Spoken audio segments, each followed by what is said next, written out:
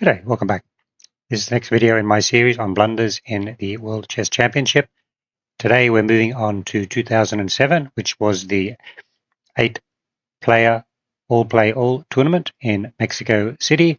And this was getting towards the final stage of unifying the two, classical chess world champion and the FIDE chess world champion. In the previous match, we'd covered Kramnik beating Topalov, which kind of unified it already, but then they had this tournament which Kramnik was included in, Topalov was not, and spoiler alert, Anand won, and then there was a follow-up where Anand had to play Topalov, and then finally it's all kind of unified. So it's all very complicated. Now you can see on the thumbnail there is the 8 smiling or not smiling pictures of the participants: Kramnik, Anand-Gelfand, Svidler, Anand, Aronian, Grischuk, and Morozevich. And we can sort of get onto how the tournament came about. If we switch over to the capture page, here's the Wikipedia on it.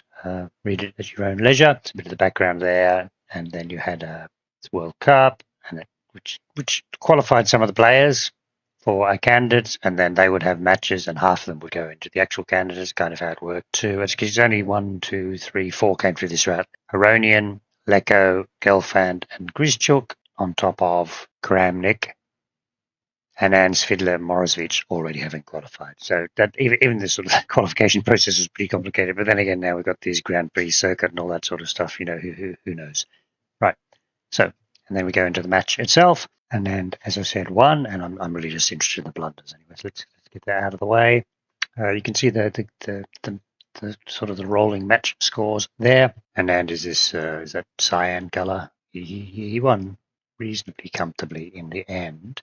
You've got the two closest competitors were Kramnik and Gelfand. Now, as we go through the blunders, what struck me a little bit was maybe Gelfand had more of a shot in this tournament than the score itself admits, as there's 2 or 3 blunders which seem to work in Anand's favour. I'm not saying Anand didn't deserve to win. And then, of course, Gelfand did get his shot at the World Chess Championship a couple of years later, 2012, was it? So, but it's kind of interesting when you look back. It was, what if scenarios in terms of different blunders would it have meant a different outcome. In this case, probably not, but there was a couple of blunders in Nan's favour, just make that point.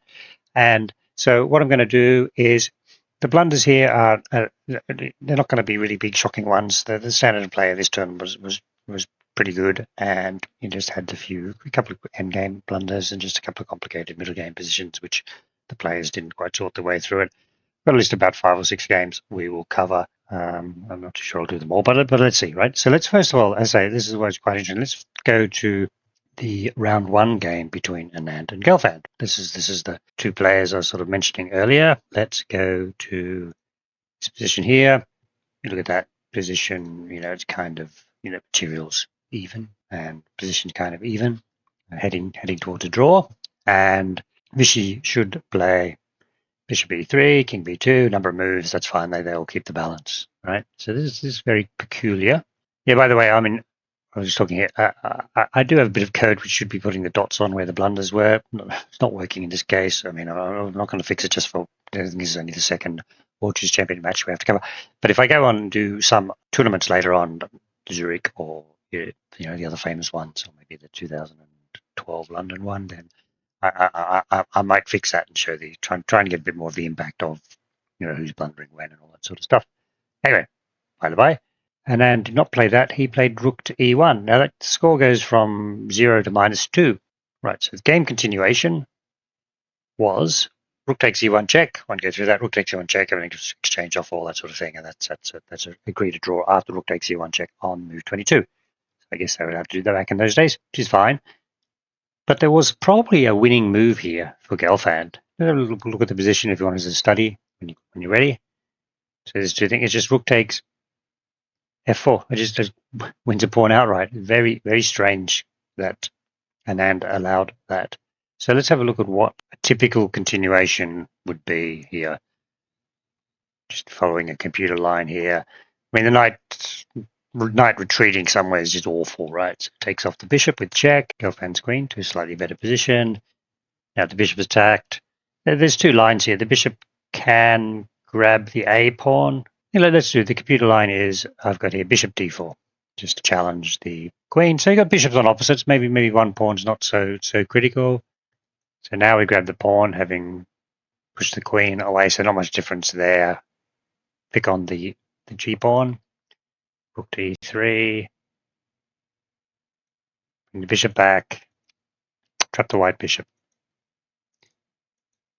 Some subtle maneuvering here. I don't know the full details of it all, but basically you can see the bishop drops, and that's when you go. Now it's not forced the bishop dropping, but the position very quickly goes to -2 or -3. So I think maybe they were both playing on autopilot. Rook e1, exchange rooks, it's a draw. But Gelfand definitely missed a chance to beat Anand in the first round, and that might have made a big difference to this tournament, because it would have made a sort of a +1 swing versus the result. He still wouldn't have won if the rest of the tournament went as expected, right? But very unusual. There was some articles on this game which sort of did suggest that Gelfand had missed the opportunity. Yeah, very curious start to the tournament, and that's our first blunder. Did really seem like a blunder, right? So let's now go to the second blunder, which is Kramnik and Morozevich in round number 2. Just bear with me. And we're going to look particular position here.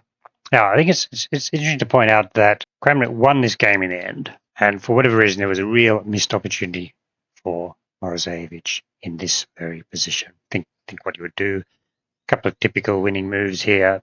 One is Rook AC1, just supporting the advanced c-pawn, which obviously looks very nasty. And actually, Queen takes E6 is always sort of given as a winning line, and can't take back with the rook. Obviously, Queen takes A6, Queen takes A6, Bishop takes A6, and you've got a pawn on C7 and a pawn on A6. That's basically all over for black. Play that out if you like. But what was played was Bishop to F4, and this actually is a terrible blunder. Now, by the way, Queen F8 was played by Morozevich, and then B6 was played, 2 passed pawns on the 6th and 7th rank. But let's have a look what's happened here. There was a draw in here, and it is Queen to D5. So what's the tactic here? So the rook still covers the pawn, right? Okay, so Rook AC1. Let's just continue as threatening to advance. Now the Queen on D5, we can block the rook. Let's do Queen takes A6, which is different than the move I looked at. Obviously can't take the Queen. Pawn will promote, so knight b6 is the line, holds the rook, and now you got two pieces covering the queening square, so that's all kind of holding. But white's going to lose unless he sacks the rook. Brings the bishop into play, you grab the pawn, grab the knight, and I think we pick up. He'll pick up the pawn. Bishop in opposite colours. This is a draw. Get back to this position here. Bishop f4 was a terrible mistake. And a typical winning line would be Queen takes, Queen takes. And I think just overall, moving the bishop from there to there made no sense. I mean, we're covering that square, if nothing else, with the bishop at the moment, right? And then you might say, typical line is attack the pawn, but of course we protect the pawn. Now we're threatening the queen. And that's probably the key. In that other variation, knight b6 was a very strong defensive move. Obviously doesn't work in this position. So there was a little twiddle in that position. Kramnik was winning the game. Kramnik ended up winning the game, but it definitely could have been a draw if Morozevich had spotted that opportunity. Now, the reason, you just quickly go, next one we're going to look at, there was Grischuk-Aronian was a complicated one, which I've decided not to look at. So let's look at Grischuk-Morozevich. And this is just to show what should be played here, the best continuation. Have a look at what you think is going on, but it should be a draw, right? And the idea is take the pawn takes back, check the bishop, and this is like a solid sort of position for black. It's exchange down, but can blockade on the white squares, and this bishop over here is quite sad. But what Morozevich did, which is not very clever, he just said, let me grab that pawn. Okay, so let's see what happens. So this is a game continuation now, because it's gone from balance to 3.5 in white's favor. Take the pawn, still did that sacrifice, take the pawn. And this just ends up a terrible position. No way you're going to hold that. Exchange down and 2 passed pawns in the center and an exposed king. Just pick a pawn, start pushing your own pawns. Won't be able to hold. Ended up losing. Okay, so that was quite interesting. Don't be greedy. So as you go back to this thing, I just thought this is not really just like, well, why grab that pawn? Obviously, maybe you thought the counterplay was strong enough, but obviously it wasn't. Okay, so let's move on. And the next one is another momentary swing in round 6 between Grischuk and Svidler. This is a drawn end game, although it's quite late middle game, maybe rather than end game. Right. So just have a look at the position, see what you think about it. The mistake is very subtle. Spent a bit of time thinking about it. So the drawing line is, we'll just go through that first. Just play rook a d7. Just hold everything. Typical continuation might be like this. We got some checks. Actually, in seeing this position, this is actually, it's going to be a virtual check now. I mean, white can't go defensive and block the pawn, so there's a perpetual check. What was played was king e8. What happened was knight takes e6, and it was a draw through perpetual. Knight takes e6, f takes e6. We'll go through the game continuation. Let's have a look at that. Just go game continuation. Check, check. You're not getting away. Okay, right. So what could Grischuk have actually done in this position? King e8 was a mistake, and the winning line was check first. Yes, king e7 is correct. Threaten the f pawn. Don't even bother holding it. Rook f8, knight takes e6. Can't take it with the king. Can't take it with the pawn. That doesn't work, right? Just show you that.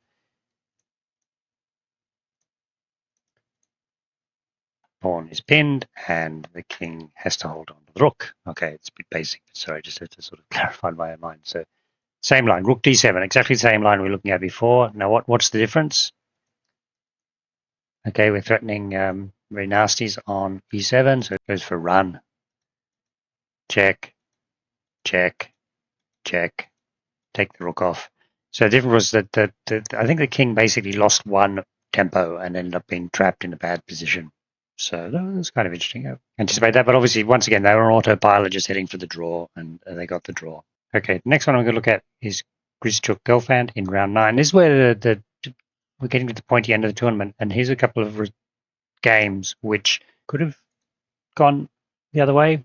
So Gelfand lost this game, but he didn't need to lose it, and this is an end game blunder. Okay, here's the position.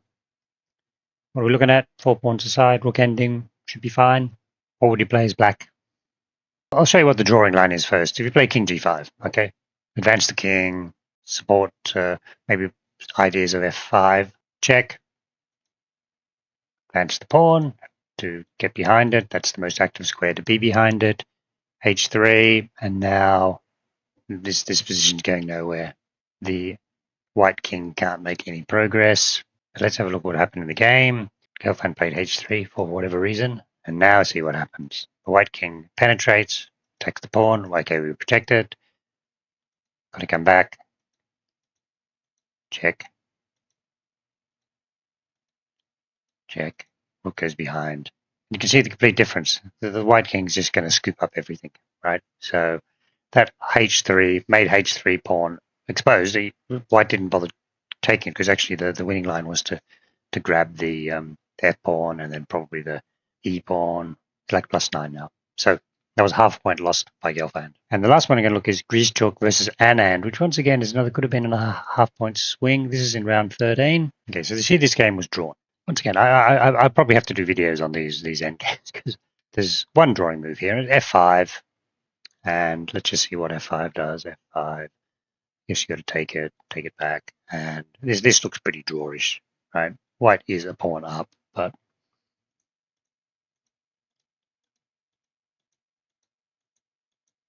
counterplay from the black pawn, check, check. I mean, what are you going to do? The white king can't support his a pawn, and white rook can't do much. Look at the difference here. So what did Anand play, which should have lost in the game? And this is the point. Should have lost in the game, but it didn't. Rook takes f3. Now, the game continuation was a5, and then black played f5, and you're basically transposing back into the line we just showed. Okay? Right, so the key here is to stop f5. So the winning line is rook to b5. First of all, you'll be able to support the advance of the pawn, and f5 is now stopped forever. Or if you look at the continuation, if you played f5, take, take,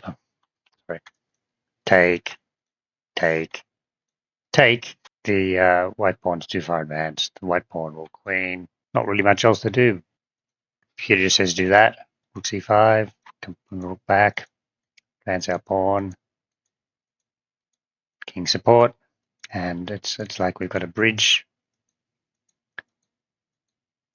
Take takes. Can never exchange off. Yeah, okay. So you can see that was quite curious. Another sliding doors. And anyway, so that was the blunders I wanted to look at today.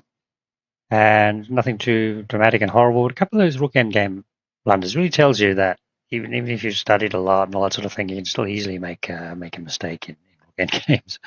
However, so you see the match score there. So it was Anand, +4. He was +4. The Chase was +2, and he's the new chess world champion.